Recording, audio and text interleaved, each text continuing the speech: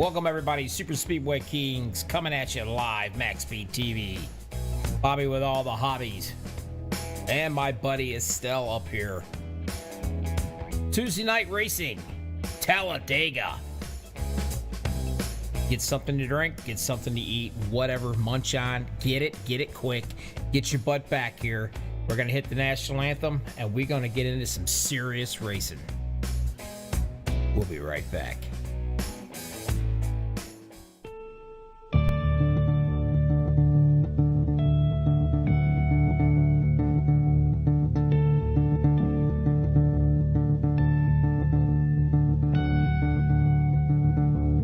I swear this anthem must be 6 minutes long.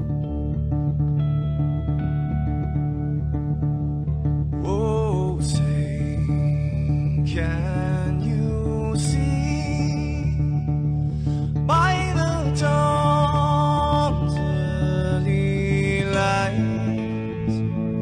what so proudly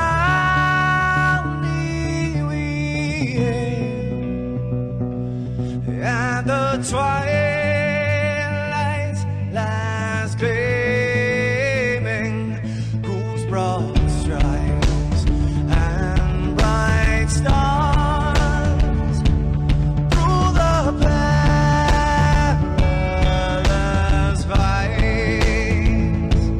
oh, the ramparts we watched were so gallant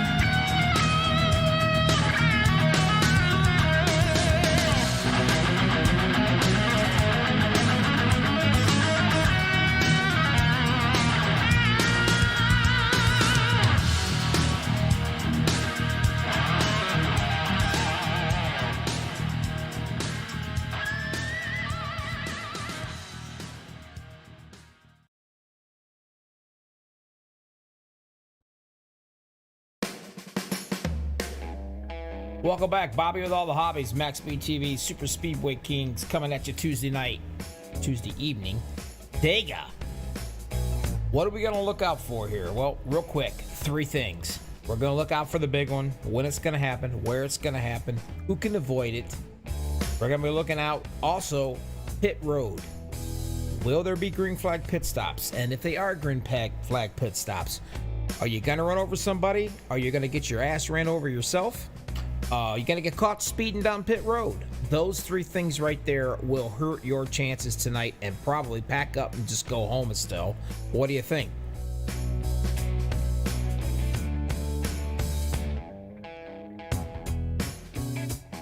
Maybe work on fuel, but such a big field, there's going to be a lot of teammates out there. No matter what happens, I mean, you're in it to the end. You can help get a buddy or a friend, up to the front tonight. So it's such a big field. There's no giving up tonight, that's for sure. Absolutely. I mean, there's going to be 0 gives. That's just the way it's going to be, without a doubt. They get 2 fast repairs. That's all they're going to get. And you got to be in it to win it. Guys are out right now running around getting ready to do some of their qualifying. We'll take a quick peek at some of these guys and see where they're sitting at. Now, Estelle, some of these guys, they're going to want to qualify all the way up front.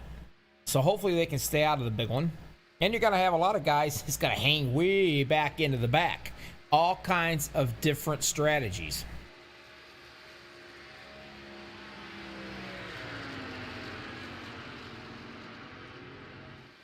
I'd be betting on, I'd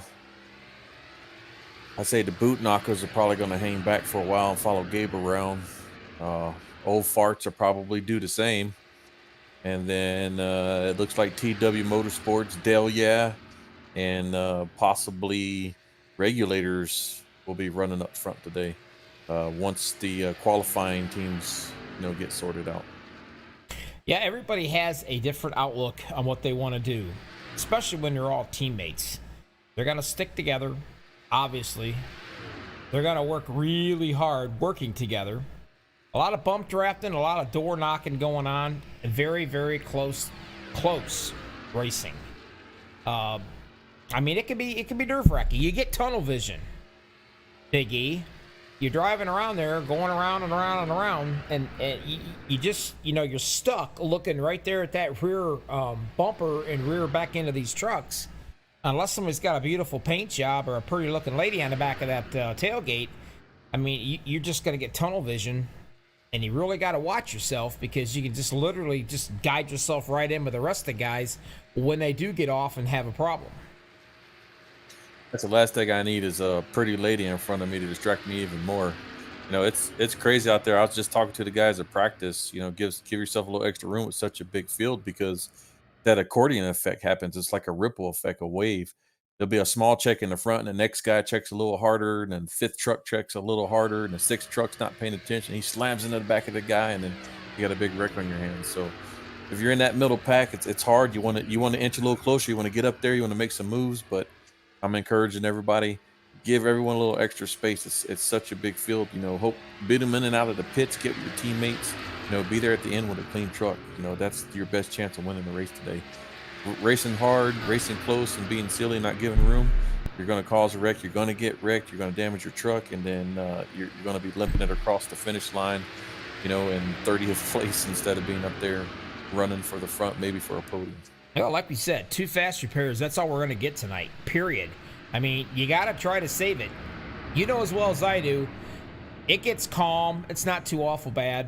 As we see, Jimmy Crow right there just took the fastest lap, which does not surprise me, because he's been on a tear as far as starting on the poles.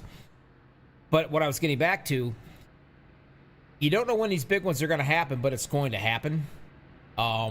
You don't know.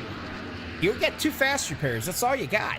Now, you know as well as I do, usually coming down about the last 10 laps or so, my gosh, you could have a wreck fest where you didn't use any of your fast repairs, and poof, you lose all your fast repairs, and hoping to God you can make it to the very end. It just kind of depends on how aggressive people are going to get towards the end of this race. And there's 41 cats out here. That is a lot of trucks. Even though Decal's big, that's still a lot of trucks. You know, even this thing goes green all the way, you're gonna have a caution, maybe 2 at the end there because everybody's just such a big field, everybody's gonna be pushing to get up in the front, so you got a quick repair, you better save it for the end. Don't even use it unless you have to. And that's just it. Everybody's going to really baby their stuff. There's no doubt about it. You've got to be there at the end in order to win it. And then, of course, the gloves come off right around 10 to go, and then it's nothing but mayhem. We all know how that gets. But they're getting ready to grid, and we should be able to get an opportunity here. Here they come. All right. Let's do what I do best, Big E. Let me see how many last names I can screw up in this bad boy. I take pride in that. All right, here we go. Row number 1, no surprise, Mr. Jimmy Crow. He is going to be your polecat setter. Along beside him is going to be the Gary Slapinski. I swear that's an awesome name if you're a hockey player. That would be so cool to have. Row number 2, the 24, Everett F. Lane. Beside him, the 88 of Gabe Butler. Watch Gabe Butler and Mr. Crow. I do feel they'll be probably heading way back into the back when this is starting out here. Row number 3, the 429, Paul Witt. And the 17 of J.D. Crow. Row number 4, Rick Seabrands. And the 7 beside him of Dale Wollerby. Row number 5, the 28 of Larry Boyle. The 09 of Harold Decker. Row 6 in the 04, Mark Mann. And the 95 of James Mayer. Row 7, the 071 of Eric Lowry. And the 46 of Mr. David Overstreet. Row number 8, 07, Brian Wang. And the 15 of Noel Cowers. Keep an eye out on this guy. He won last week, Kenny. No, he didn't win. That was Steven Carosi. I'm sorry, I'm lost. But keep an eye on him anyway. Row number 9, the 1, it's going to be Daniel Lewis. The 23, David Bone. Row 10 is going to be Steven Carosi. That's the cat that won last week. Trying to double down and make it 2 in a row. Beside him, the triple zeal of Giovanni. Not even attempting that last name. Row 11, Sebastian Marin. The number 5 beside him of Sean Makara. Row 12, 22, Casey Gilchrist. And the 25 of Daniel Holloway. Row 13, 001 of Jackson Holbrook. And the number 3 of Greg White. Row 14 to 54, Richard Kuhn. And the 53 of Paul Sheldon. Row 15 is 088, Stefan. Oh boy, Stefan O. How's that? Charles M. Johnson. See, that's an easy American name I can't screw up. Number 9 in 15th row. Row 16, 63, Logan Hilton, the boy wonder. And the 71 of Don Davis. Row 17 to 41, Tracy Weaver, the 85, Al Cena. Row 18 to 20 of Jay Hilliard, the 911 of Robert F. Row 19, 00, Thomas Holder, the 33 of Michael Howlett. Row 20, 14, David Bingle. 45, Top Siebels. Row 21 to 57, Brian Pearson, the 55, Dean Wilkinson. And that is it. Holy crap, pass the Tylenol, Big E. It's a big field, buddy. You might need a shot and some Tylenol for that one. I'll tell you what, man. Watch these guys. I got a suspicion. Got the 16 of Mr. Crow and Mr. Wilkinson. Or, I'm sorry, the 88 there of Gabe Butler. Don't be surprised. These cats don't take off and fade right back to the back just as quick as they possibly can. I got a feeling that Gabe's going to hang up here in the front for a while because you got some really good drivers up in the front. You know, the Regulators, J.D. Crow's up there, Everett Fast Lane, you know, Jimmy's up there. I think they're going to sit in that rocket chair up in the front, you know, and these guys are going to be real smooth. They're going to be real safe. I think if the guys back in the field start to take that high line and maybe crowd it up a little bit, then they're going to go back. But right now, my money's on they're going to stay up in there and they're going to race it out. They're going to have a little fun until some more drivers that want to try and make some moves and make some passes come up there, and then they'll probably go to the back then. Well, making fun is what it's all about. And we're getting ready to do it right here. Super Speedway Kings, Max Speed TV, Bobby with all the hobbies, coming right at you, Dega, baby. Oh, fuck yeah. Ha Green flag, and it's time to rock and roll. Look at all those trucks. That's a big field.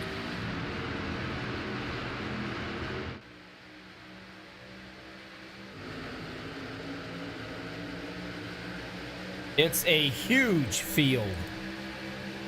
Slowly go through them. You can see them all, baby. All the way back.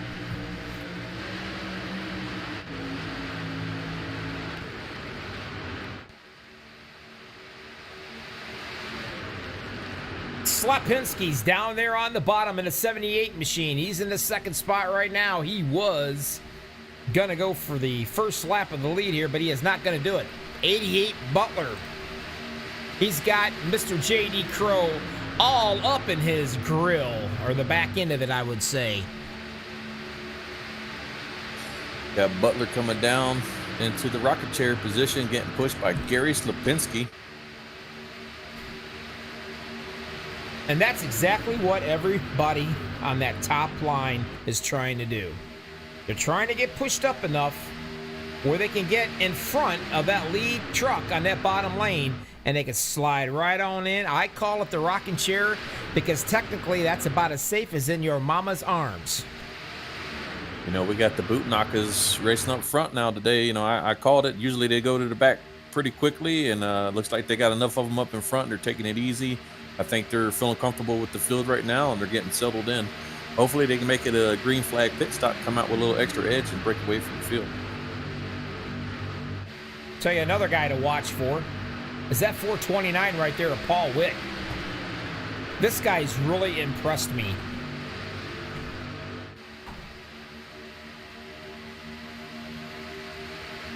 You can throw a blanket over the first 25 trucks. That's how tight it is. You want to know what it's like pushing somebody? Well, let's go way back to Jimmy Crow sitting back here. Right along with him.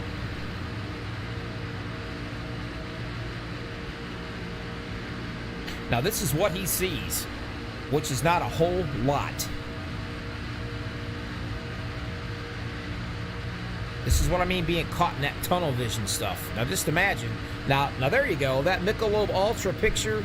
Now, that guy right there has respect for his fellow drivers. You got Sebastian Marin bringing around the third lanes working now. Now we're going to go 3 wide. So you're stuck in the middle, like Mr. Overstreet is. And this is what it looks like. Yep, Team Delia is on the outside there with Marin and Korosik pushing around the outside, trying to work their way up to the front. And what you hope for is when you're running up here like this, you want these guys to be as perfectly still and run the straightest line that they can possibly run. Because when you start touching somebody, and I do believe that iRacing's changed this setup here in these trucks a little bit, because I've noticed that when you get right up underneath somebody, you could really take that air off that rear spoiler, and they are absolutely wheeling it around. Yeah, especially in open setups, because you don't know what the person's running in front of you. If you get a little too close, you can get them a little loose in the corners. Now explain to the fans out here, because you are the man when it comes to that sort of stuff. Open setups versus a fixed setup. What's the difference, and what's harder actually when it comes to racing in a pack? Harder is definitely open sets, because it just brings a whole new dynamic. You know, you got tape, you got different tire wears, you got some trucks that are faster in the corners, some trucks that are faster in the straights, and you got some trucks that are, you know, they messed up their setup and they're just not be able to keep up, and you got to contend with all that. You know, you could be pushing a guy with everything you got in front of you, thinking he's got some tape on. He's got 0 tape or only 5% tape, and you got 35% tape, and you're just going to overheat your equipment. And all the guys next to you are doing the same thing. So it throws in a whole new dynamic. Now, fixed setups, it's much easier. Everybody's got the exact same tape. They got the exact same setup. Fixed setup usually is more stable, because usually the host tweak the setups to make them more stable, specifically for the reason that you can push and it's going to drive good. So you never know what you're going to get in open set, and you don't know what the guy's running next to you. You don't know if they took tires. You don't know if they're going to get loose. You barely tap them and they go spinning around. This is open setups because the guys like to challenge. They spend hours and hours and hours working on their setups, and these guys go up here and they I think Jimmy ran a 53 second, you know, something It's insane, you know, in a truck today because they work on those setups so much. So definitely brings in a huge dynamic. And I prefer fixed setup because everybody's on the same page, but I do like the occasional open setup too because it's more fun and throws in a huge dynamic there. And another thing, on top of all of this, you got to worry about overheating. Now, iRacing's got this thing all set up. Now, if you're sitting behind somebody, for instance, hop in with JD Crow. All right, there he is. He's back a little bit. He's getting some air into that radiator. Keeping it cool is a very important thing. When you are stuck right up underneath somebody like this, for instance, of Daniel Holloway, I mean, you got to keep an eye on these gauges because you'll overheat these trucks and you will blow up right now. Yeah, and they did change some stuff. It used to be your water could blink for about a lap before you started double blinking. So double blinking is your water and your oil's blinking, and you can go another half a lap before you blow. Now, the other day I was running and I was single blinking and my engine blew on me. So they definitely tweaked the heat settings to make you pay attention to that more, and that throws in a whole new curve into it. You know, you're running hard, you're in the middle of the pack, it checks up, you're looking at your temperature gauges and you don't see it, wham, you hit the guy in front of you. And that's why it's so hard, it's so nerve-wracking racing with this many trucks on the field, trying to pay attention to all that stuff, your water speed, your tire wear, what are your buddies going to do for pitting, what's your fuel look like, what are they doing in front of you, what are they doing to the sides of you, all the while playing high-speed chess, going 180 plus miles per hour. And that's just it. You're going so fast. You know, you got to peek out to get a little bit of air in that radiator to cool that thing down. But it's a little hard to peek out when you're 3 and 4 wide, because then you're going to start side drafting, and then you're going to get loose, and then it's going to be a handful, a white knuckle ride all the way around this bad boy. I mean, it's tough, and we've got some of the best drivers in iRacing right here in the Jimmy Crow's League of Super Speedway Kings. This cat don't mess around. I mean, we got multiple championship drivers that are out here in this league. There's multiple championship drivers, and I've raced in many different leagues and recognize a lot of the names here. There's some of the best super speedway drivers out here for sure, and you know, they bring their A game, they work on their setups, and they bring their best buddies, and it's definitely showing right now. They're doing a great job. They got the high lane working, they got the middle lane working. People are pushing. You see groups of people kind of strategizing, sitting in the back. They're getting all lined up. They're trying to figure some stuff out. There's tons and tons of stuff going on, and I could talk for days about all the crazy chess moves being made right now. But looks like the action's up in the front. Those guys are trying to work their way around the outside there from Delia team. Decker on the bottom in the 09 machine. He's leading it for right now, but I'll tell you, strong pushing going on by that 46 of Overstreet in the middle. I mean, he is really doing some pushing right there. And now that everybody is playing nicely, let's have a little fun, Big E. You know what I love more than anything itself? No matter what Shots it is. Well, yeah. I mean, I just, well, the hell with it. I think it's time. Let's crank this mother up. What do you think? Come on. Oh, fuck yeah.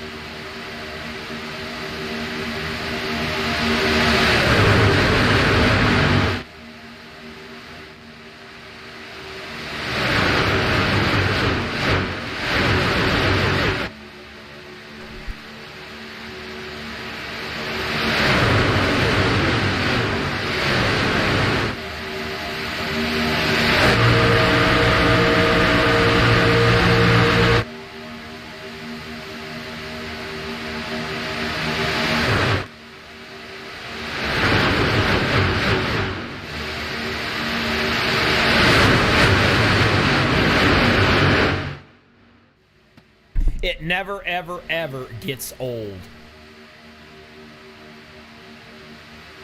I mean, look at the size of that field. That's, I mean, even though they're stretched out a good, quarter of the lap down the straight there, there's still one big main pack. Karosik must have heard me when I was talking with the driver lineups, because here it puppy is. This cat's out here leading this bad boy again, trying to double down, make it 2 in a row. You want to talk about some bragging rights now.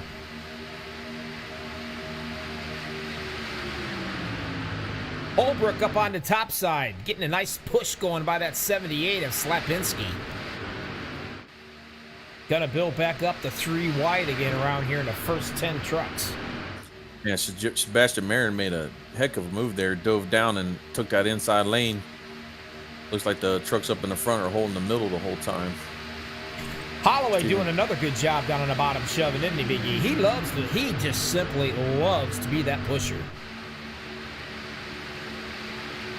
Yeah, it seems like definitely pushing's more entertaining sometimes, for sure. It's so nerve-wracking being that lead truck, praying to God the guy behind you doesn't spin you and you're just trying to be smooth. And that's just it. I mean, you see him peeking out just a little bit, cooling that bad boy down a little bit. But, man, you want to be bump drafting all the way down this straightaway, you better make sure that your bumpers are square. Because if not, well, you're going to piss off a lot of people.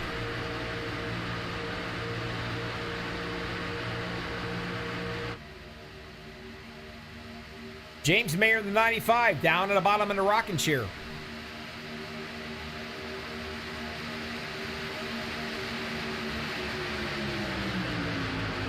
We got Marin challenging the Mayor in the middle lane here. He's being pushed by Mr. Steven Karosik, who's a really good pusher. On the high lane there, we got Mr. Jackson Holbrook being pushed by another great pusher, Gary Slapinski. It's a hell of a team, 2x2x2 up in the front here, with a lot of other trucks following close behind. Such a big field. And here comes Mr. Paul Witt, one of the regulators, in the 10th spot, right in the middle of this. I guess you want to call this thing a swarm, because that's exactly what it looks like. We got 4 trucks deep, 3 wide up in the front, and then some trucks that are just hanging in the front pack here. And then you go all the way back, and there's some singles. There's another big pack, 3 wide back here in the back, 3x3x3, and then another bunch of trucks being singles. So you see all these different strategies playing out when you look at everybody riding along here. You could be a full half a second to a full second behind and still stay, because of the draft package with the trucks, and still stay up with the front runners. Now, I did notice Butler started in that 4th spot, and he's back here in that 35th position, kind of hanging out, letting the laps go down. I'm looking at Robert Filzian, man. I remember when he started a few years ago, and he was just learning and everything. But look at him now; he's come a long way. He's turned into a professional driver out here. He's safe, he's courteous, he gives everybody plenty of room. He works with everyone. Reminds me a lot like Kyle Larson. He's a wheel man. He gets out there, but he was always a gentleman on the track, and that's what I love about him. And Robert's really came a long way. I'm really proud of him. He's got that 911 truck. Looks good. Still back in the front. Looks like a swarm of killer bees coming right at you. And when I mean coming right at you, I'm talking coming right at you at 190 mile an hour.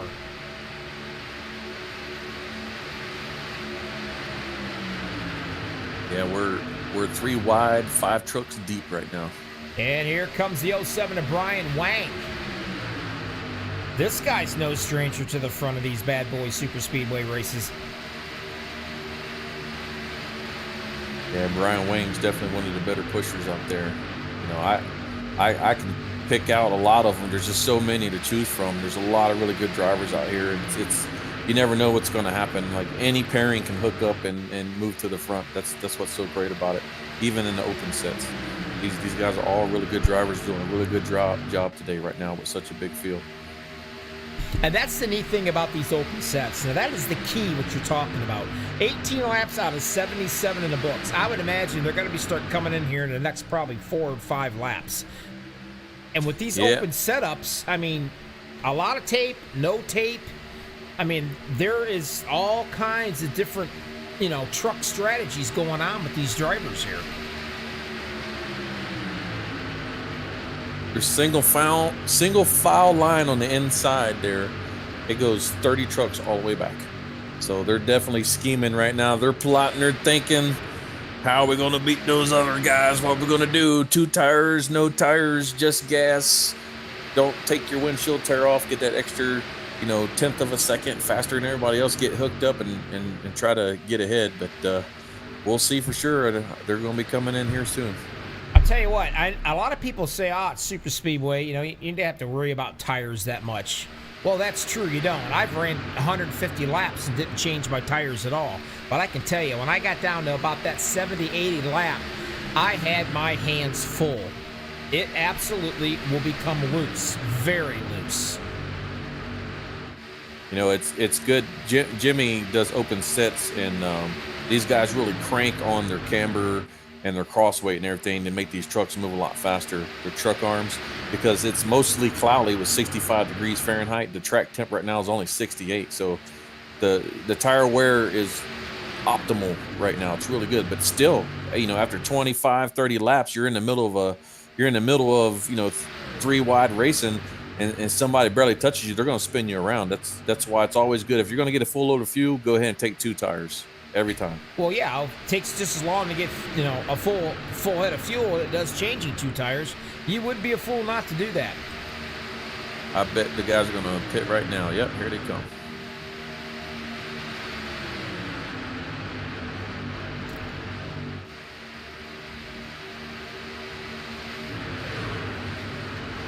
Trying to see who all is going to be popping in here on us, which is really hard to see. There's a 11 trucks pitted that just now. And I can crank this up over here, and you can probably see some of these guys, I think, if I do this right. There you go. There's everybody. It's on pit road so far. As we're watching the lead guys. Getting down into that position, that's tough to do. You want to get down, you want to get on that bottom lane, and here comes the rest of these guys. You see them coming in there like you do. I mean, oh, look at that. They're 3 and 4 wide, looking side to side, scrubbing their tires. Woo, a little so touching, close. Little loving touches, squeezing going on right rubbing. up there. That's a lot of trucks on one pit stop. Oh, no, somebody got spun in the back. My man, Todd Siebels.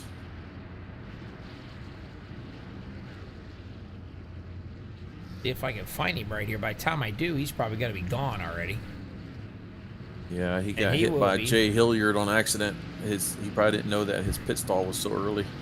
See, it's just one of those deals. There he is getting some work done now. I mean, you worry about the pit road, you worry about not speeding, you worry about not running into somebody, and you worry about somebody not running into you. I mean, man, that is a hairy, hairy situation in just a very, very little short span. We got Brian Wayne, Paul Witt, Stefan Ozecki, Daniel Lewis, Gabe Butler, Dale Willoughby, Richard Kuhn, all coming in. Don Davis, and more are coming in for a pit now. The last group to come in.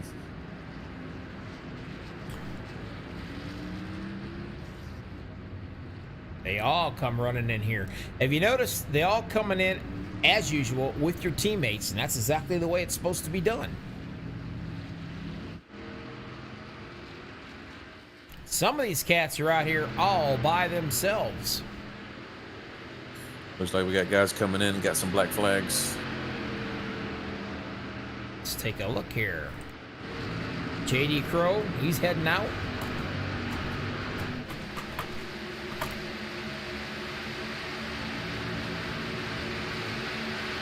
Now they got some black flags. That's definitely going to bring them a lap down here.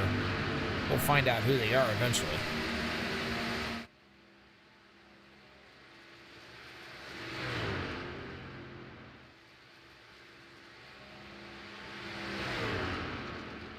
Not quite sure area he's coming in. Never mind. That's going to relinquish the lead to Paul Witt. in that 429. But you know what? They better hurry it up because here comes a train on the outside and they are not going to stop it. I went and looked and there's like 20 trucks barreling down on them. And wave bye-bye because there they go. Yeah, that's unfortunate. But those guys did a hell of a job. Paul Witt and Brian Wang there, you know, two really good super speedway drivers. And got out in front of everybody, but they need that third and fourth truck to, you know, stay ahead. And unfortunately, the whole pack caught them. Just that easy there. Mark Mann. Finally got to get him up front. Going to get the lead a lap here. He's got no other than Mr. Seabrands doing some pushing. And I'm going to tell you, that guy, Rick let him out to dry. Rick, shame on you, Rick. Shame. And just like that, in the blink of an eye, you go from number 1 as a hero, probably all the way back to number 4. And that's exactly I tell you, where he went.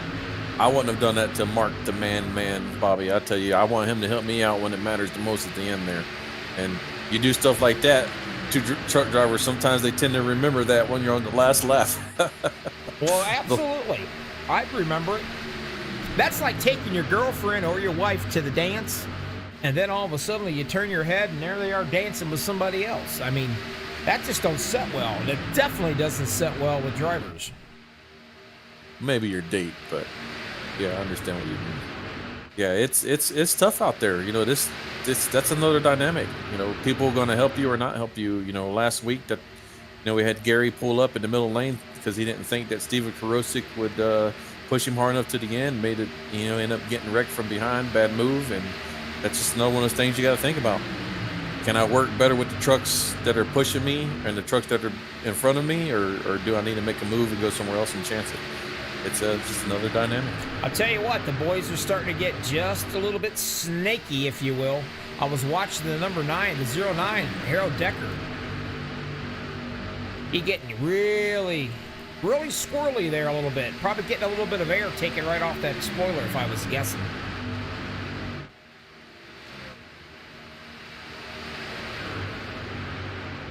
And it does look like my wonderful telemetry from the iRacing is going to slow it down and freeze up. If it does, I've got to jump out and jump back in. So excuse this little piece you got to see right here.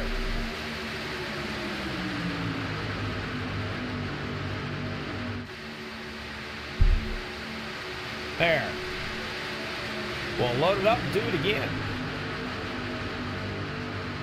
You know, it's just saw Todd there. He was riding along the high lane there because he's going to get lapped and he wants to keep up with the pack. But I heard the drivers tell him that they were 3 wide, so he goes below the yellow like a gentleman. And but he's still with the main pack here, and it's that easy. That's the courtesy that these guys have.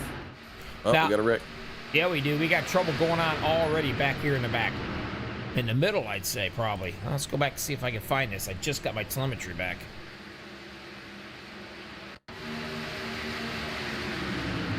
Let's take a look and see where this may have happened. Might be further back than that. I don't know.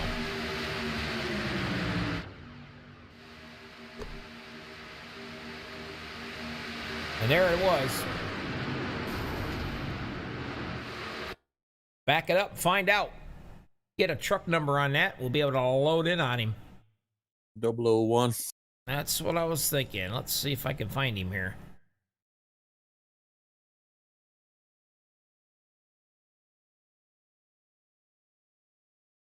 There he is. Yeah, Mr. Holbrook. His truck got loose. Up on the high side, you seen him sliding right there. Now, did he get loose or did he get a little bit of help? He got loose. He got the help after he got loose. His truck, that's what I was saying. These open sets, man, you know, you don't take tires, you're riding a high lane, you turn that wheel just a little slightly too much, and that's what happened to you. I was afraid of that. And that's just it. Everybody has a different setup, like you said. And you don't know what's going to happen when you get up underneath one of these trucks. And it was just as easy as that. I mean, 1 minute you're running around, no problems. Then you start to see the rear end go out from underneath you. and it's over with from there. But man, watch these guys do a really good job. Wow, the number one there of Lewis just barely got touched. It was just enough to send him flying. Fast repairs will be used, I can assure you of that. And as you can see, these cats are taking absolutely, I mean, they're not even taking chances. They're all coming in. They're topping off, getting fuel every chance they can, because coming in the pits on a caution is a hell of a lot better than trying to come down at 190 mile an hour and taking a chance of getting ran over.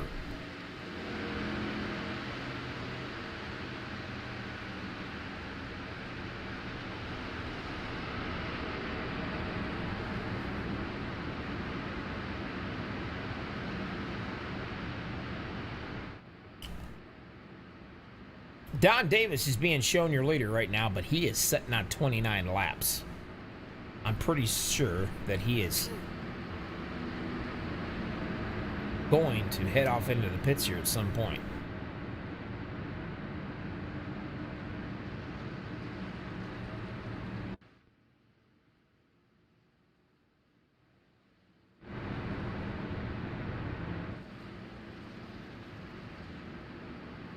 The number 4 machine, Mr. Seabrands, there he sets in the second position.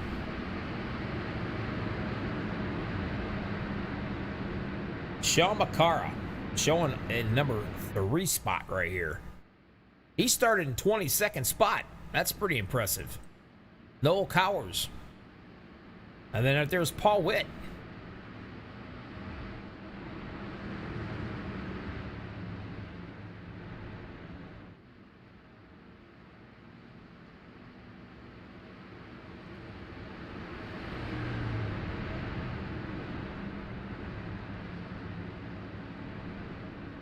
$29 laps to 77 in the book. Super Speedway Kings, Max Speed TV, Bobby with all the hobbies, and my buddy up here, Big E.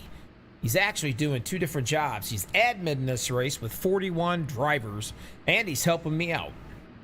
So doing the double duty deal.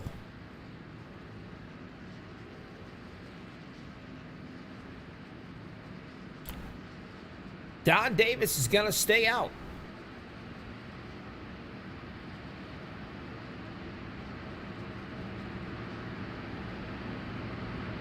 I would like to find out, and I think I got the time to do it. I always like talking to some of my buddies. Try to, anyway. I like bugging them. Some of these guys don't even let me in the room. Now, there is somebody that I'm curious about. I don't know if I can find him or not.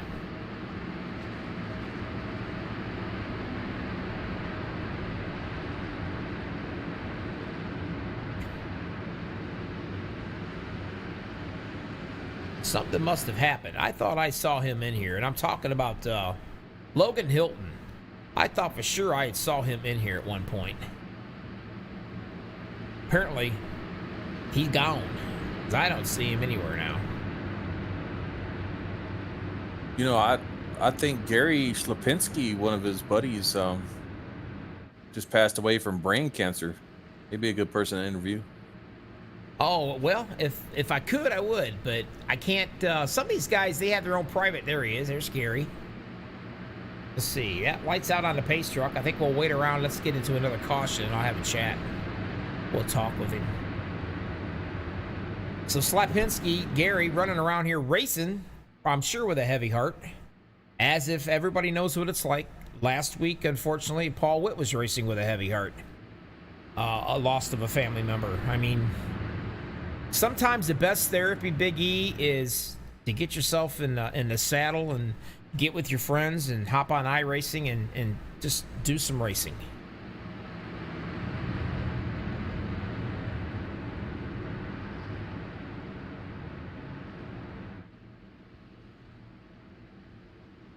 I'm showing 30 laps here on that with 71 machine. I'm not sure what's going on telemetry-wise, but if that's true, he's got to be getting really close to getting low on fuel.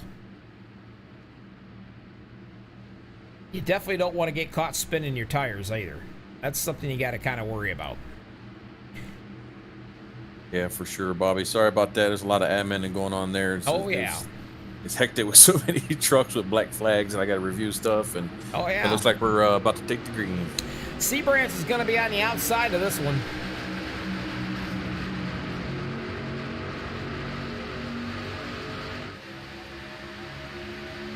So far, so good. Everybody is playing nicely on this restart, which is a good thing. You know, it's talking to him. Like he said, his truck just spun out on him. You know, the open set. You know, it's he's running a little bit faster, but you know, after 20 laps of green flags, those right side tires take a little bit of extra wear, and that's what caused him to get loose there.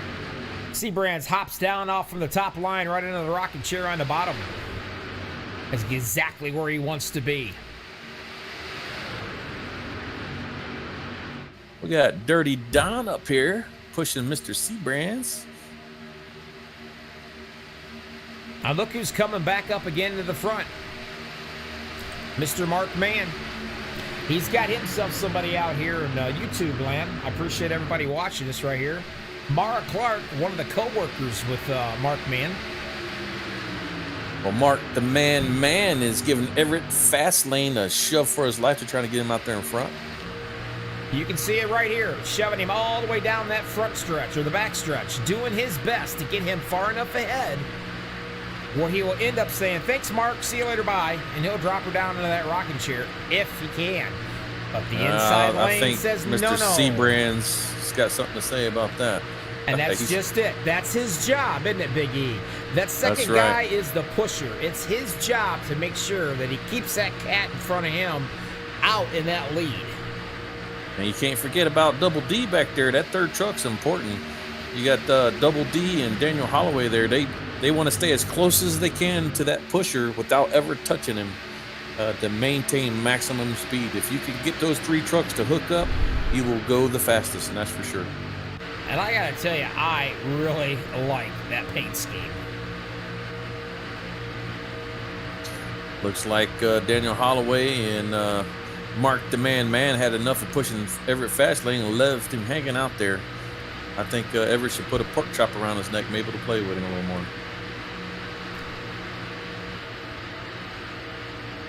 Talk about being close. I mean, these guys, they really get close with each other. That's when that side drafting takes effect. You'll watch them all get down, pretty darn close to each other. That little Hershey's Kiss up there on that hood, that's exactly what Mark Mann is saying. Give me a big old kiss. And this time put some stank on it. Hit me hard. Will Mark be able to clear the 15 right there at Cowers?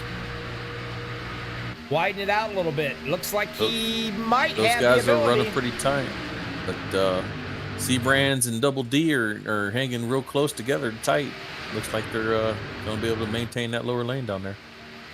Seabrands, I'll tell you, he knows. That's the thing about it. He can see that top line really starting to gather up some momentum and pick up speed. And that's when he just starts pouring the coals to it. And he just keeps shoving a little harder and harder. Poor Casey Gilchrist, another great driver out there, wasn't paying attention in that last caution and got hit with a passing under yellow penalty there. He had to pull in for a pit stop. Oh, that'll cause a water bottle to go flying across the room. Mark Mann does get shoved up good enough there by Mr. Holloway. That 25 takes him right into the rocking chair. But you know what? Kind of looks like the 95 is trying to do the same thing right now. Mr. Mayer is doing his darndest to give Holloway a nice little shove. Well, don't shove him too hard in the wrong spot. There's a lot of trucks really close together right now. I'll tell you what, man. 35 laps with one caution. That's pretty darn good. One caution. Looks like we got 33 trucks still on the lead lap.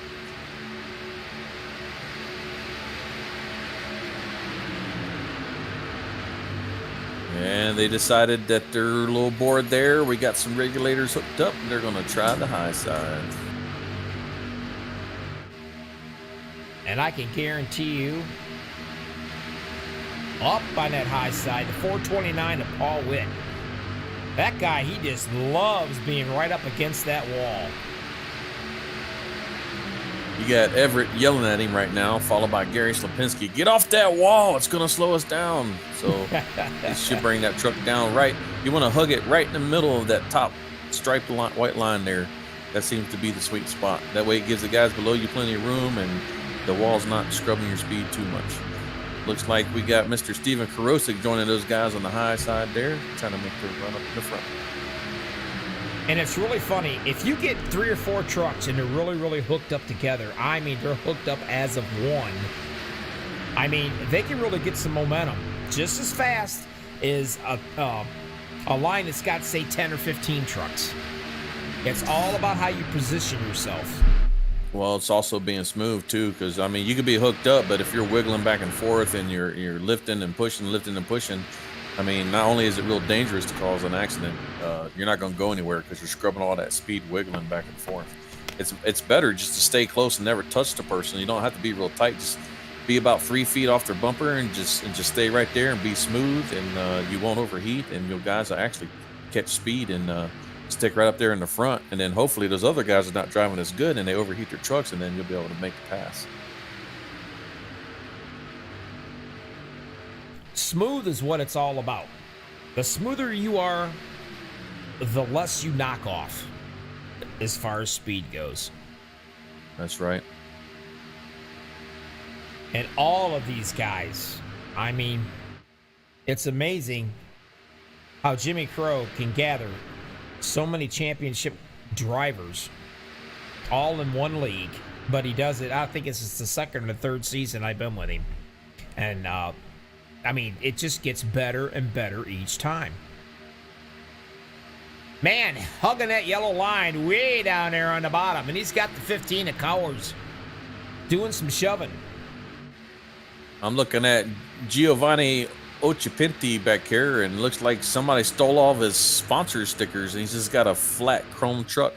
It's shining like a beacon in the middle of the race. You know what? I'm pretty sure that he's got that set up like that. There he is. I think he's got it set up like that. So, just in case, if Stevie Wonder or Ronnie Millsap or somebody like that happens to be wanting to watch iRacing, I think they'd be able to see it, because that's how bright it is. You know, we got Paul Sheldon back here in the 53 with his old wooden sides. It reminds me of the old station wagons, those Woody station wagon trucks. I actually went and did some K1 speed carts with Paul, and when we got done, I thought the old man was going to have a heart attack. He was sweating and beat red from head to toe. it was a good time. Kind of reminds me of the old Clark W. Griswold wagon, the family truckster. Is that what they called that? Remember? That's right. Don't get distracted by the pretty lady in the back of the Harold's truck up there, or Dale Willoughby.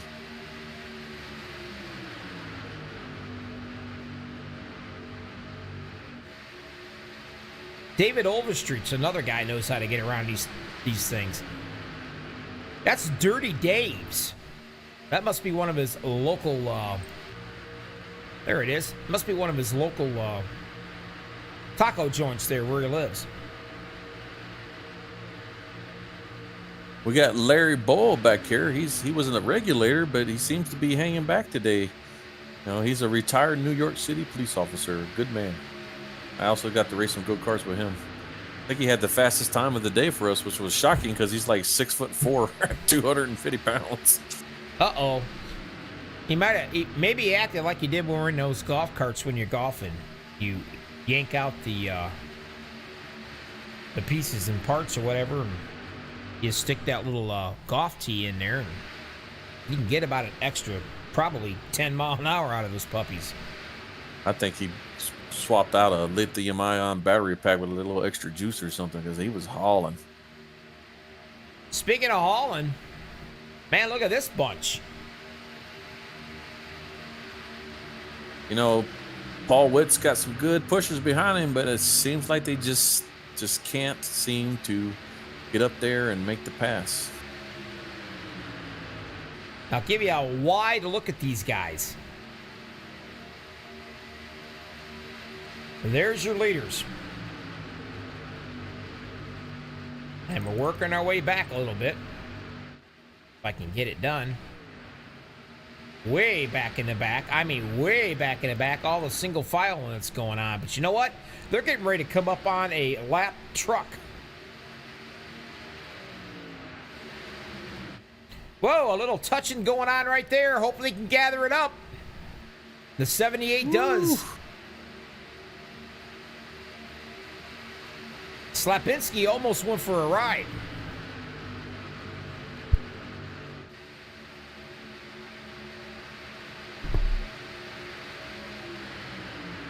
Man, back down into the rocking chair again. He's led 8 laps tonight. 43 out of 77 is in the books.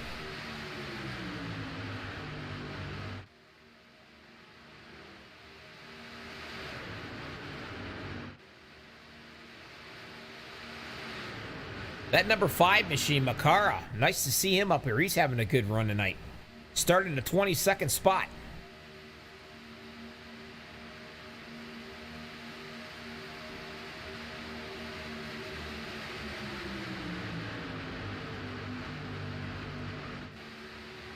I'll tell you what, Big E. Every time I watch the 429 and Mr. Paul Witt, I mean, he's due. He is definitely due for a win. He's definitely due. He's been out here. He's come a long way. I remember when he really didn't like super speedways a lot, and he joined the regulators, and he's been out there practicing pit stopping and qualifying and learning how to push and learning how to drive straight and smooth, and working on his strategies and everything. And he's definitely come a long way, for sure. I'd like to see him win one tonight. Now, Mr. Mark Mann, he's got to be the pusher there. He's going to be shoving the 95 James Mayer around this place. But watch Mr. Witt get right underneath him. There he is. Yeah, but they need that third truck if they're going to be able to do anything, or Paul's just going to overheat his truck. We got the 911 coming up to help a little bit there of Mr. Robert Filzian. And here he comes. Like he got shot out of a cannon. Eric Laurie's giving him a good shove.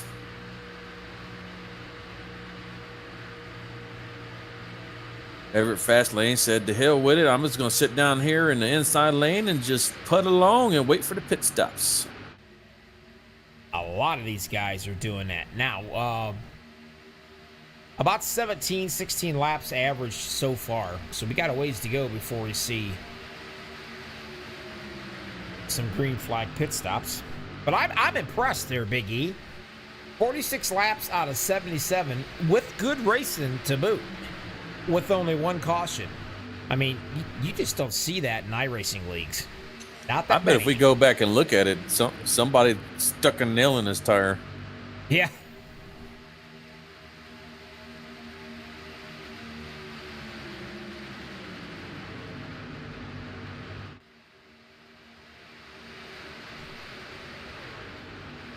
These guys are going to be hooking up, getting ready with their teammates, getting some strategy going on over the air in their team radios. As you can see, the 71's coming into the pits, and he's probably going to be coming in all by himself. And there he is, Don Davis.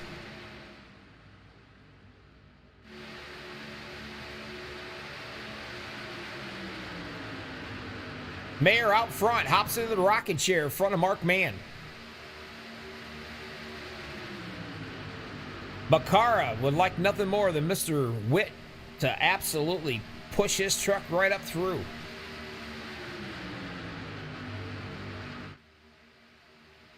Now, let's talk about a couple guys that are very, very quiet, like a snake in the grass.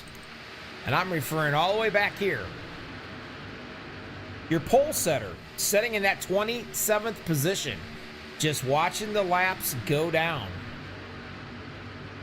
Mr. Gabe Butler, I swear he has got to be the absolute, I mean, he makes it to perfection. He times it out perfectly. 1 minute you look at him, he's in the 27th to 30th position, and then about 3 or 4 laps later, here he is in the top 2 or 3 battling. He knows exactly when it's the go-to time, and he goes. And he's always got a few teammates to help him out, that's for sure. JD Crow's another one. Yeah, and if he doesn't have teammates, you know, he knows who to get to behind, who to push, and how to work his way up through the field. Well, I'll tell you what, anytime you see that 88 machine on the track and it's a super speedway, you hang on his shirt tails. He'll get you to the front. And to the front, still doing the battling.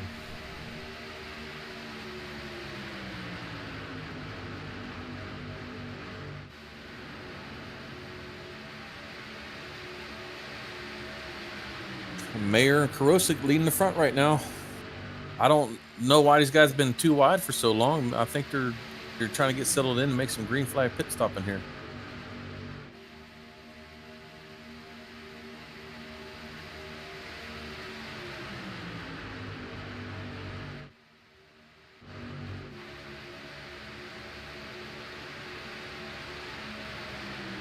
A car on the bottom, third truck.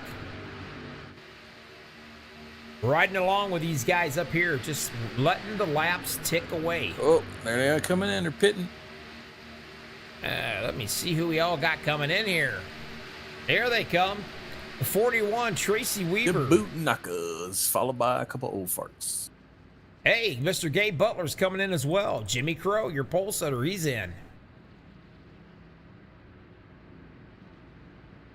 JD Crow's right with them. Back here a little ways, you got Craig White, Tracy Weaver, in and out.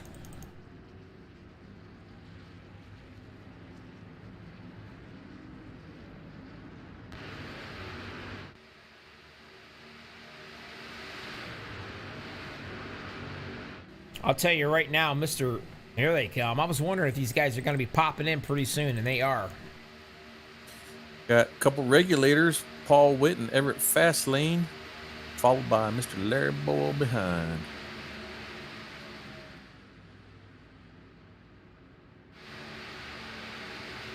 Hopefully they can hook up. 3 trucks is not enough.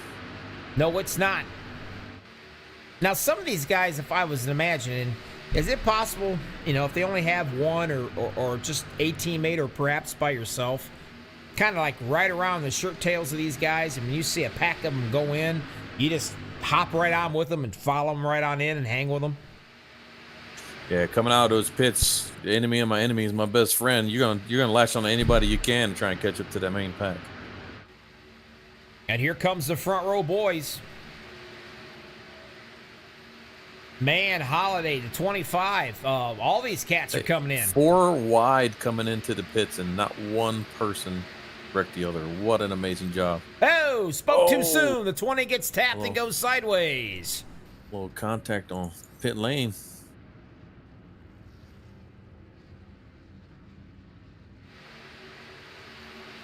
Waiting for the second bunch of guys to come in, though.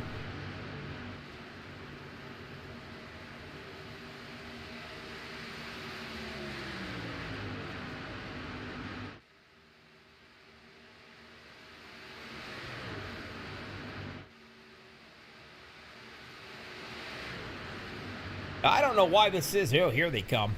I knew they were getting ready to at some point.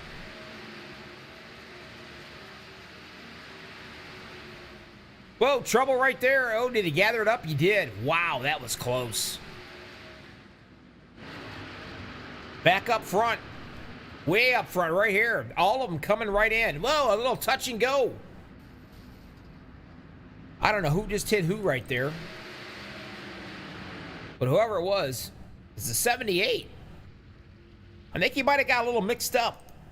Run it back and see real quick. I watch him coming in. He got squirrely right there. Thank God he gathered that puppy up. Everybody's trying to hit their pits at the exact same time. A little touching going on with the 6. You know, it's funny. They all come in, no problems. But then just as you get into your pit stops, then all hell breaks loose. Bad luck will reach out and grab you. It don't care.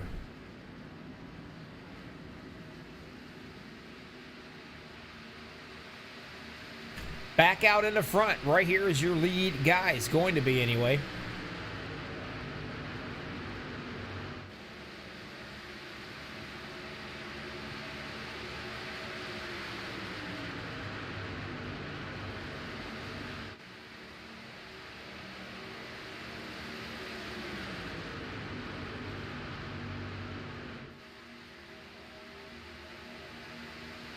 Mark Mann is always a bridesmaid, but never a bride.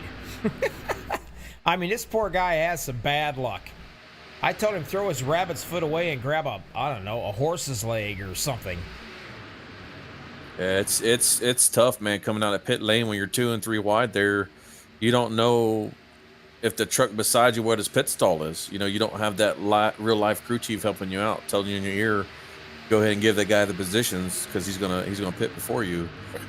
I was just telling everybody in chat, you know, practice on those pit stops. If the truck beside you has beat you by a nose, it's your duty to fall back behind them. You know, why take the chance of wrecking each other out and ruin the race for you? Just go ahead and give them position. You're going to come out together anyways, and you're going to catch up to the main pack. You're still in the race. But if you risk that to get them in front of them by a half a second, you end up wrecking each other out and you're ruined. That's just another one of those, you know, things that you got to focus on is pit stop, and it's really important. One caution's all we've had in this race so far. 55 out of 77 in the books. 25 lead changes. 23 laps to go here at Talladega. See, we got Brian Pierce, Daniel Lewis, and Don Davis, a threesome, and they're about 15 seconds back. I don't know what happened to them, but we're probably hoping to catch Paul Sheldon, Craig White, and D. Wilkerson up there and hook up, and hopefully they'll catch the main pack there. But it looks like the main pack has 28 trucks all bunched up together. Paul Sheldon right on the tail end of that bad boy.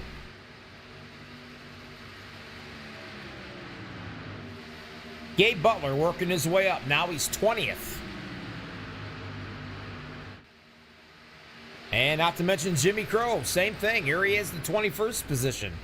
Now you're going to start seeing these guys working their way up through the field the best that they can and try to position themselves. They know that the end is coming near. And with the end coming near, also the storm starts to brew. I do believe they got one more pit stop, don't they? I think they're going to have to go one more. Fuel limit 70%, maybe not. Maybe not. Let me see. I'm not sure. 56. I'll tell you here in just a second here.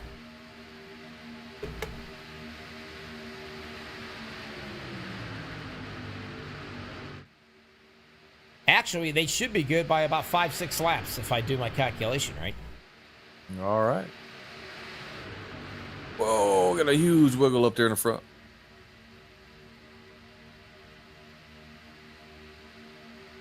Slapinski up on that top side right there. And he is getting all kinds of help from the 24 of Everett Lane. Paul Witt's right behind him doing the pushing as well. Then there's the 15 of Noel Cowers. I guess that's how you say his last name. If not, it is tonight.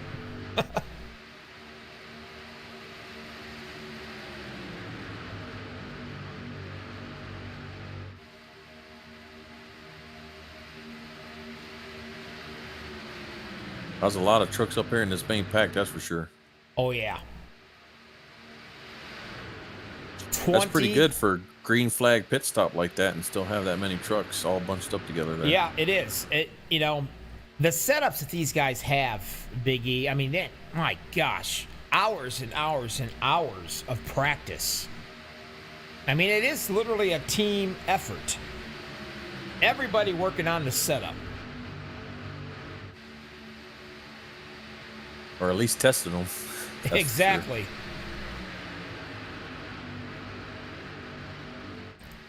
Sure. Sean Makara in the number 5.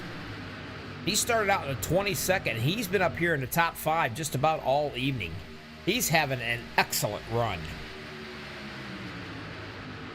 Yeah, we got Gary being pushed by Everett Lane and Paul Witt there. They're trying to get around those guys on the middle, but Sean McCarl is pushing Mark Mann. Just seems to be holding it steady there. A little bit of a love tap just before the tri-oval. He's able to get that in. And that right there is just enough of a push for the 78 Slapinski, unable to come down there and get into that rocking chair. Unfortunately, it looks like Paul Sheldon, Craig White, Dean Wilkinson, they won another couple seconds back there. They seem to be losing the draft in the main pack.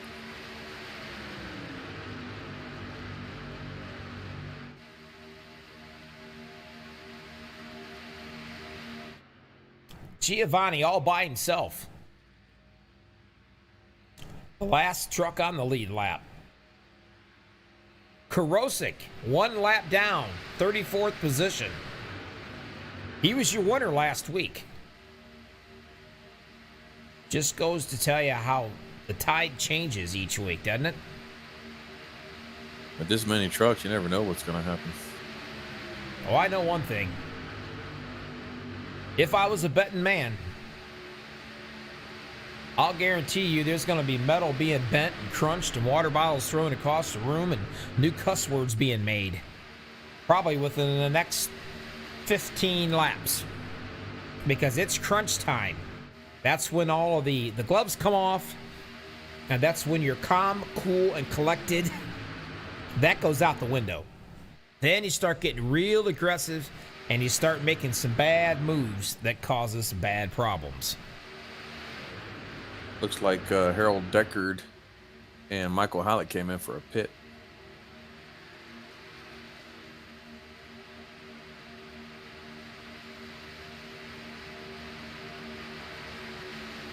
Yep, and here they come right now. Paul, Craig, and Dean fall another 2 seconds back. They're now 10, almost 11 seconds back now, unfortunately. Those guys are back there praying for a caution so they can catch back up. Oh, yeah. Big time. If there was anybody praying for a caution, it's those cats back there for sure. And you know what? I don't think you're going to have to pray too awful hard. I don't think they can make it on the tank there. We got Gabe Butler coming in, Jimmy Crow, J.D. Crow, and... Oh, that's right. I set my telemetry when it froze up. I had to reset it. So that will throw me off an extra pit stop almost. So, yeah, I'm going to be 15 laps off from what I said earlier. So the question is, 15 laps to go this time by. You think you got some of these cats out there that are really trying to stretch some fuel out? Well, the gas man, Frank, ain't here. He likes to run fuel. The Hornet's not here. He likes to run fuel. If I was a betting man, I'd be looking at the old farts. Anybody in the old farts, they're definitely good at running those fuel lines. They'll sneak up on you for sure. And the old farts team here, you got Al Cena, Craig White, Gary Slapinski, Harold Decker, Michael Hallett, and Noel Coers. Al Cena and Craig White really good at crunching fuel numbers. Gary's pretty good too. I'd be looking out for them wherever they're on the field. If they're just riding along, saving fuel, they might be able to make it.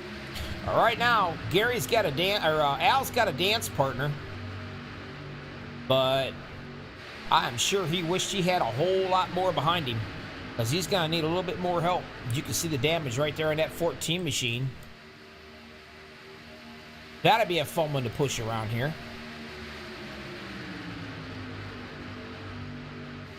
Yeah, my suspicion is that everybody's gonna have to make one more stop.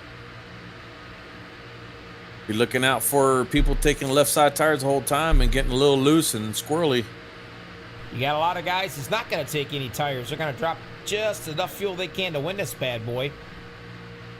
Yeah, Paul Witt pushing Everett Fastlane out there, and he takes the rocking chair position.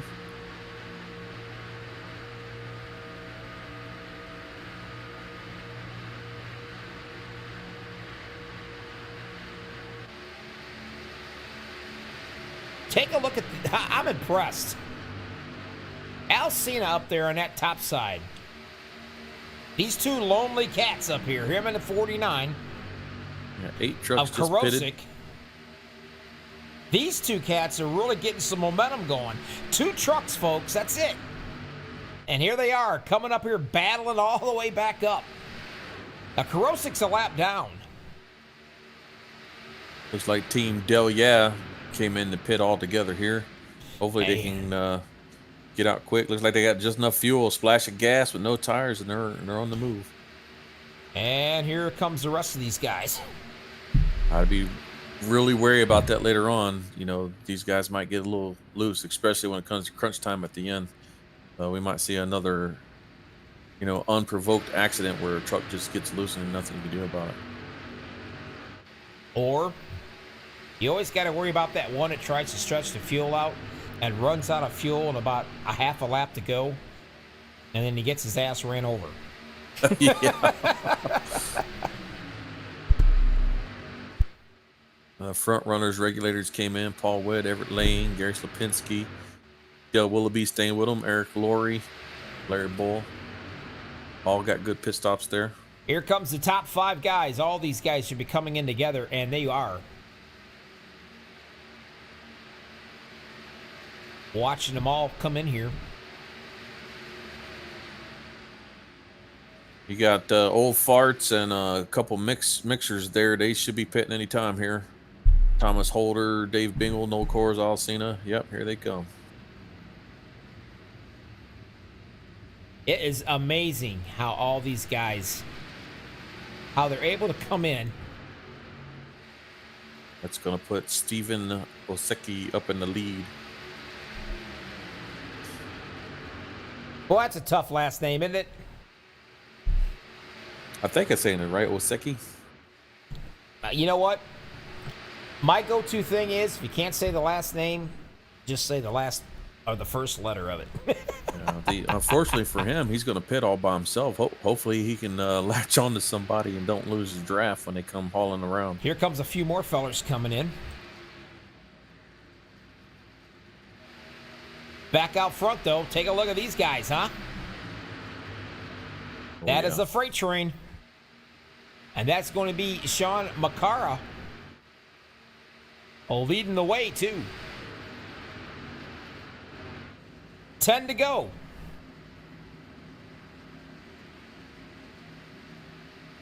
And this is where it's going to be at right here. You know, it's dicey. Those guys are still on the lead lap, and they have every right to come up into your lane of travel there. And you got a freight train moving. You got to kind of move slowly and get up a little higher there and kind of fish them around as they're coming, because everybody's on the lead lap. They don't have to get out of the way. And they will not cut you any slack either. Oh, no. Not with 9 laps to go coming up.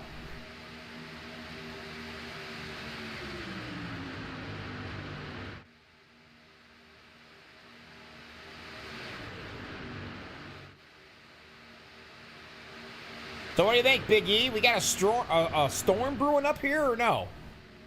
Getting a little nervous.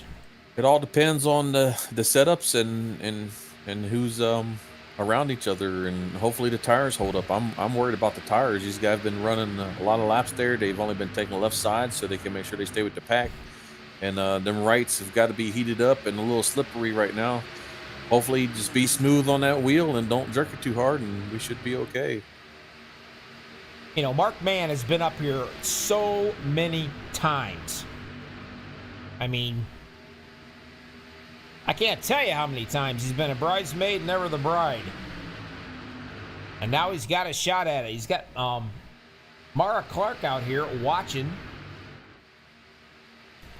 One of his biggest fans he works with. I'll go ahead and I'll say that, Mara, for you. Come on, Mark, unhook the plow, man. There's a 3 wide action going on here. They're trying. Paul Witt up on the top side. Daniel Holloway. Oh, almost a big crash there. Oh, hang on to it, Gabe. He held it. Oh, we got 2 more going down.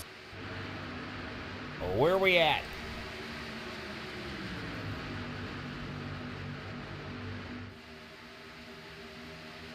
No caution. None. Some of the best drivers just kept it down there so they wouldn't bring out a caution. Butler's so slowly working his way back up here, trying to find a way to get out. Whoa, there's a little trouble. And it is Butler. He's trying his darndest not to turn that thing around sideways. And he does. Now, there's another one that came right back out into the field, and that's going to be the 24. Sebring's just got popped in it as well. I don't know if that's going to bring out the caution or not. I've not seen nothing yet. Admin will be checking that out. Big E will look and see if it's going to be a problem or not. If not, folks, we're still staying green flag racing. We're still green. Paul Witt hanging on to that bottom side like it's his best friend, his whoopee cushion, his favorite little towel or blankie, whatever you want to call it. But I'll tell you what, there ain't no way that man's going to give that spot up. You're going to have to earn it. And Mark Mann sitting right there, making sure that nobody can get in front of that 429 the best that he can. Dropping off, trying to go 3 wide again up here at the top. 6 to go. Or 5 to go this time by right now. Here comes your top lane you were talking about. Do they have enough? J.D. Crow doing the shoving right now on that top side. And he's got Overstreet right there behind him. Tracy Weaver's right there with him as well.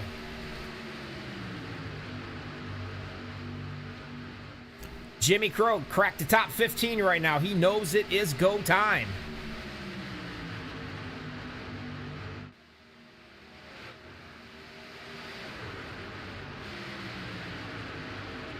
I got no idea why they're showing him in first place.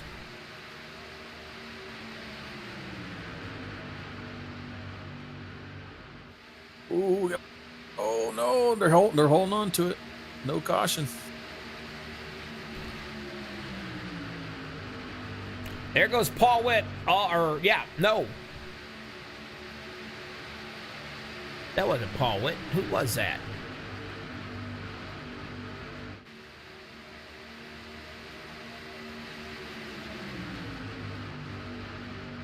Still trying to do something up on that top side. Whoa, now we got one into the wall. Hard into the wall, too. Way back here.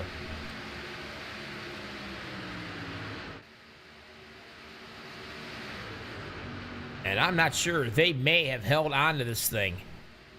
What's the chances of that? 4 laps to go this time by. Got a few of them slapping off the back of the wall on the wall there. They just keep it on green flagging.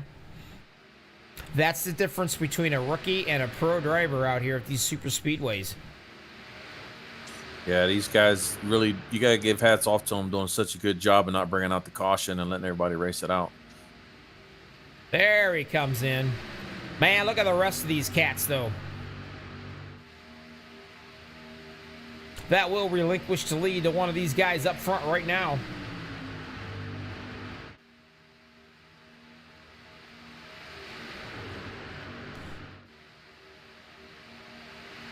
And that's Casey Gilchrist, I believe, in the 35th spot right there.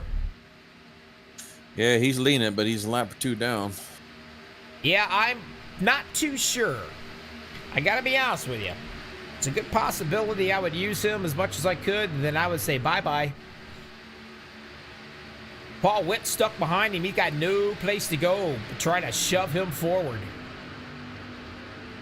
Using that draft to try to help him out all he can. Brian Wang, here he comes up on that top side, getting a little bit of help from these cats. And that's exactly what he just did. He just shoved him right out of the way, Paul Witt did. Now, that was a move that I would have definitely done myself. When you're that many laps down and it's coming down to the wire, get out of the way.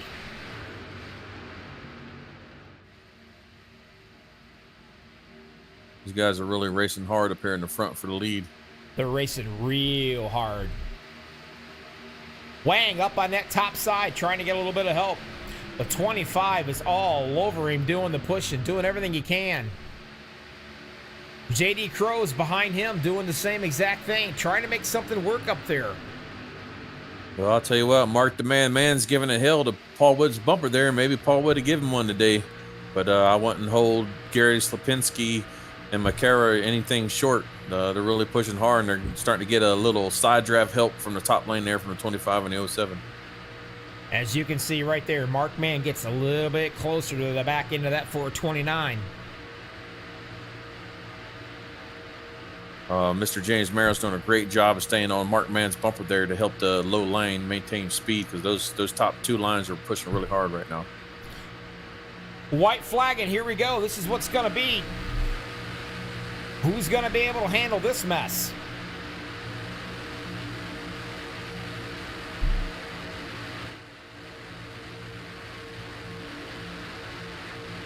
Riding along up on the high side with these guys, taking a look and looking at what they're seeing. They're going to be coming up to the 1 to go. 1 to go.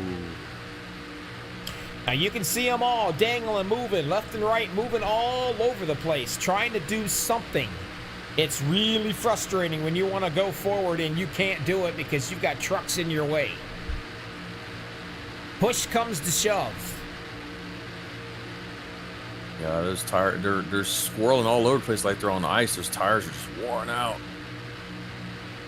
Staying right I don't know here. how these guys are hanging on to it. I don't know how they're doing it either, but they are. They are really wheeling that wheel right now. Oh, we got a wreck behind. Oh. Will it bring out the caution? That's the question. No caution. Who's going to win it? Oh. Who's it gonna be? You've got Witt down at the bottom. You've got Makara in the middle. Looks like McCoward snuck it in by nose. Bingo! Again, Paul Witt just a little bit shy.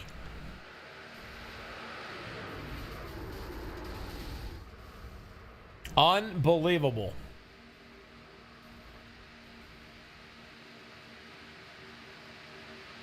Now that's pretty darn impressive. What do you think, Big E? What is that? One caution with 43 trucks? That's pretty impressive.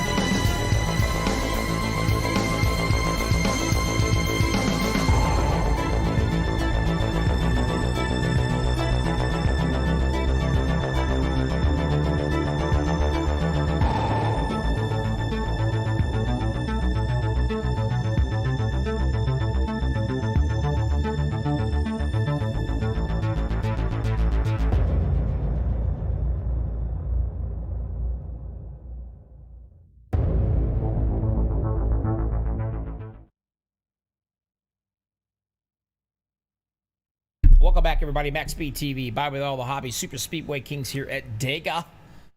Got a few guys to talk to here, which is going to be pretty awesome.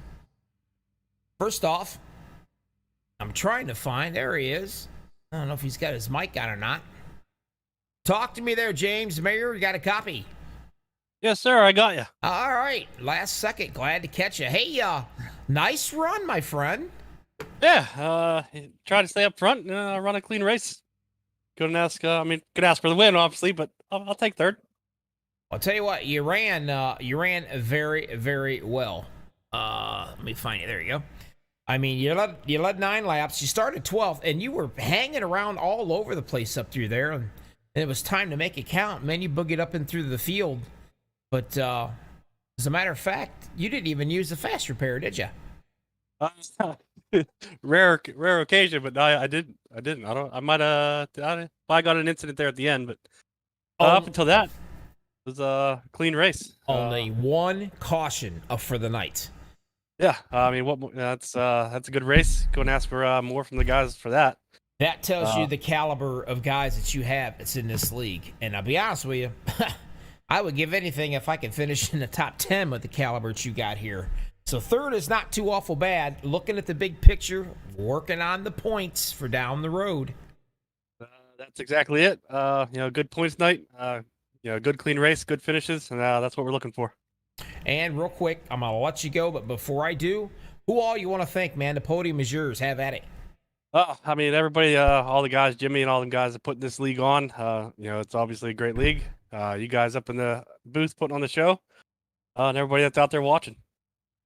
I'll tell you what, Jimmy Crow, when he puts on a show, he doesn't mess around. I mean, he gets he gets some of the best drivers, I think, that's in iRacing, and they hang with him right here. And man, when it comes together, it's like poetry in motion. I agree. I like to say he runs a tight ship, but it works. All right, congratulations, bud. Top 3. Catch you next week. See if we can get you up just a couple more spots. Hopefully we'll be up front next time. Well, I certainly hope so too, but you know what? It's going to be fun watching it. So you take care, have yourself a safe week, and we will catch you next week, all right? Sounds good. You too. All right. Next up, Paul Witt. Talk to me, buddy. Hey, Bobby, how you doing, man? I'll tell you what, I'm doing really good, my friend. About probably halfway through this race, not even quite halfway, I told Big E, I said, man, that Paul Witt is impressed the hell out of me running in these super speedways, and every time you're right there. And, you're a bridesmaid, not a bride tonight, but with the caliber of drivers we got in this deadgum league, I mean, I'll tell you what, I think you did a hell of a job myself. Just a little shy from catching the victory, but man, you're really getting it done, buddy. A lot of practice, a lot of seat time. When I first started, I wasn't that good, man. I sucked. I really did. Estel and the regulators took me under their wing, and they taught me a few things. Even Jimmy, racing with him and his dad and everything that they were doing. God rest his soul. But it's just been an awesome group of guys, and I keep trying to learn from my mistakes. And here I am. Left the pink numbers on tonight for my granddaughter. Absolutely. Brought it home second. There's got to be something with these pink numbers. I may leave them. I'll tell you what.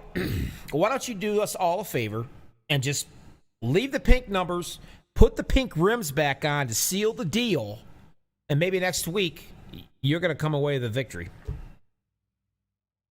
I hope so. I mean, we were close tonight. I mean, it was really close, man.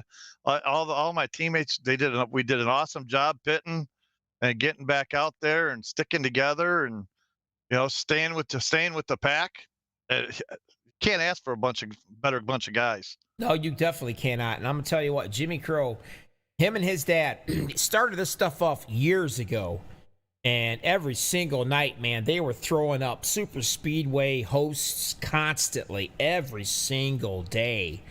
And little to behold did any of us would know that all they were doing was getting the best of the best out, practicing, getting them going, getting them up to par, and all that hard work ends up coming in right here to what's known as the Super Speedway Kings. And Kings you guys are. Congratulations on your second place finish, my friend.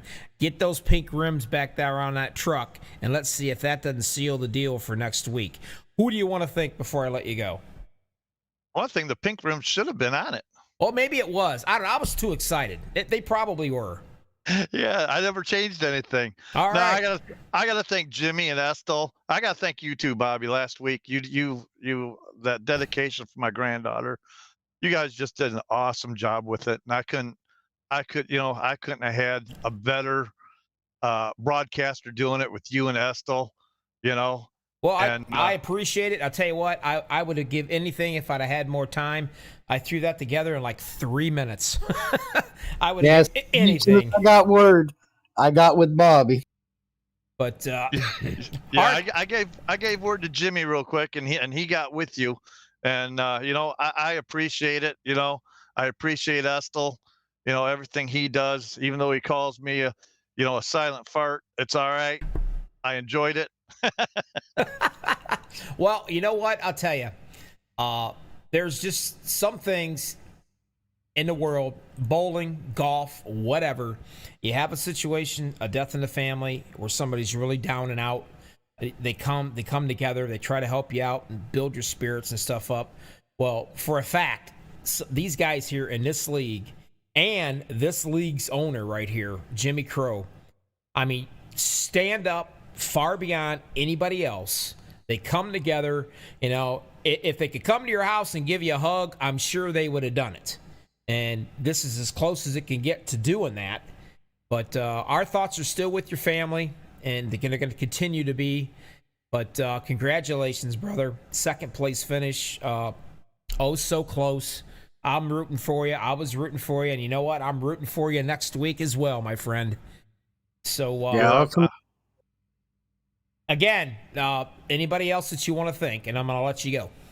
Yeah, just all my teammates and you guys. You guys do a great job. I can't, coming in here after I've driven a truck all day long, I come in here on Tuesdays and I do this, and I just love it.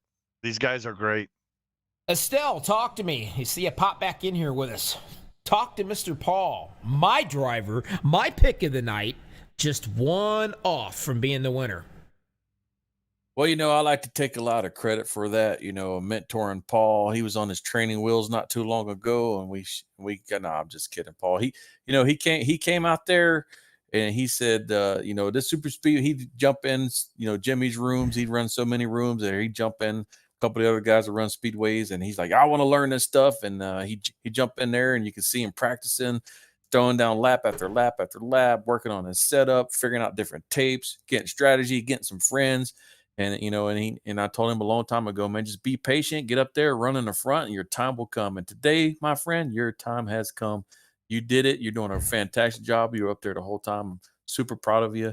Really great job tonight, buddy. Look, you take care, Paul, and you're my driver. You're my driver. I mean, you're my driver. This whole entire season, I am going to be a Paul Witt fan. You're going to do it. You're going to get it done. I know you will. But you've got yourself a broadcaster. It's going to be he's going to be rooting you on, my friend. It's hard to race with heavy hearts. It truly is. And you know what? I believe there's lights at the end of the tunnel. I believe in karma. And, of course, I believe in God as well. But you're going to work hard for it. But I'm telling you, it's coming, buddy. You're going to be winning some races here shortly. Anything you want to say there, Mr. Jimmy Crow, before I let him go? Oh, yes, sir, man. Good run, Paul. We all thinking about you. Little quick reminder. I got old Paul in Old Farts. By week 2, he was in trouble, almost on the outs, and I went to the Old Farts hauler and defeated that guy. But I appreciate big Paul racing with us. Awesome job tonight. Tonight's race was so good. We're going to dedicate this one to your family as well, because that race was a phenomenal race tonight. And I appreciate everybody, all the drivers. Again, this league is all because of guys like Estel and all the drivers. We ain't done one recruitment race. We ain't done nothing. We don't even have a Facebook page. This is all drivers made this league, and hey, all credit goes to them. Appreciate everybody racing. Really good race. Thanks, Jimmy. I appreciate it.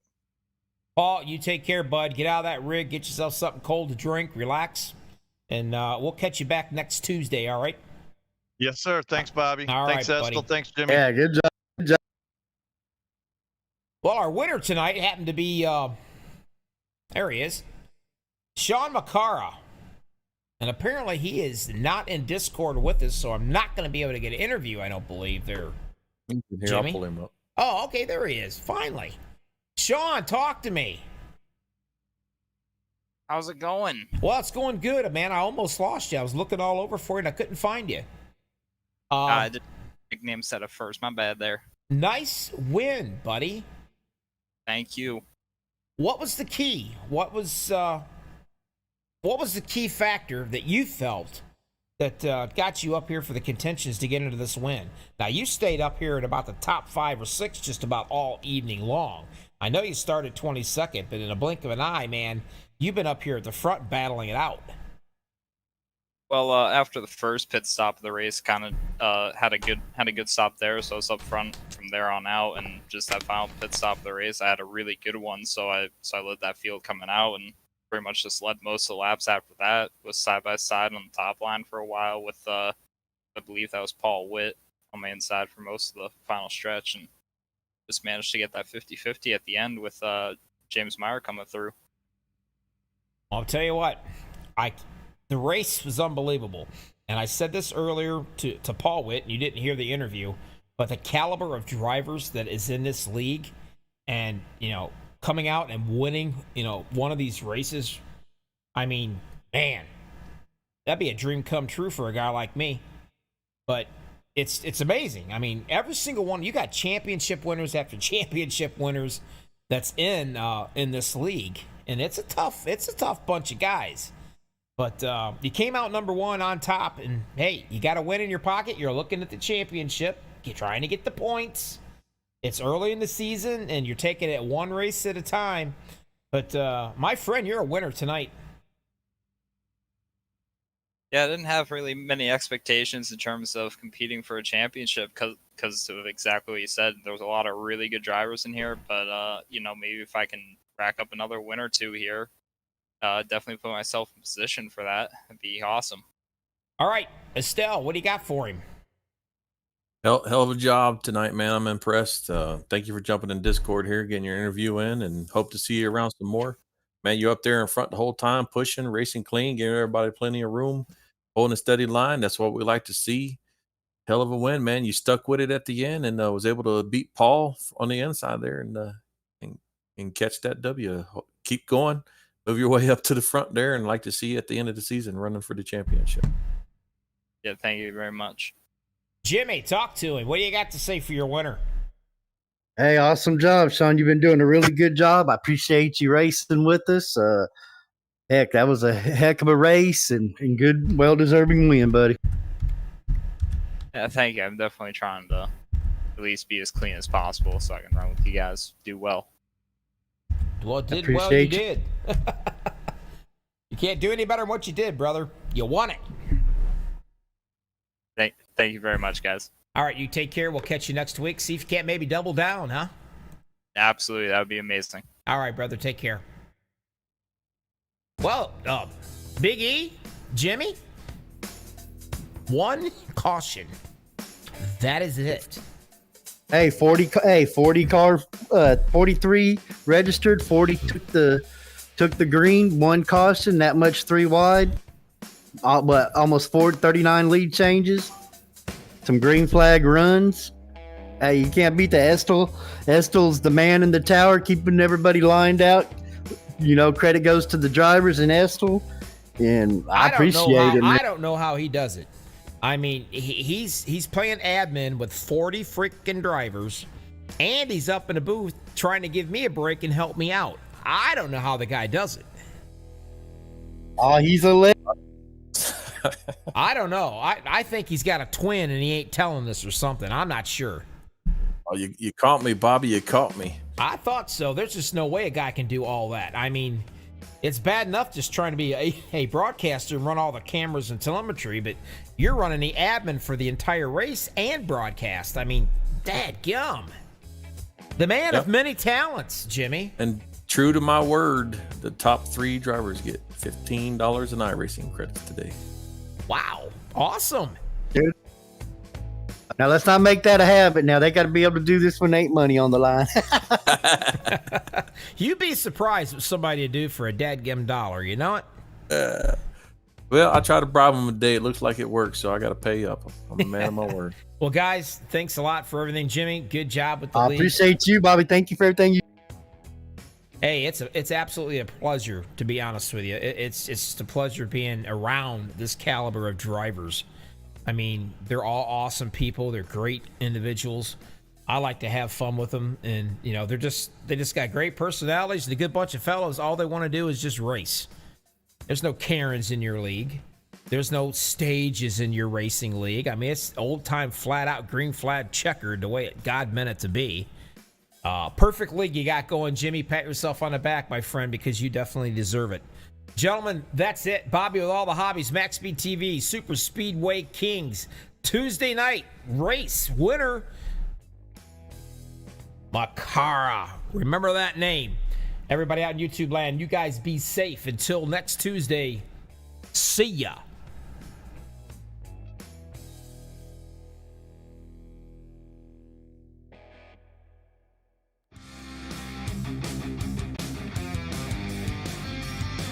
And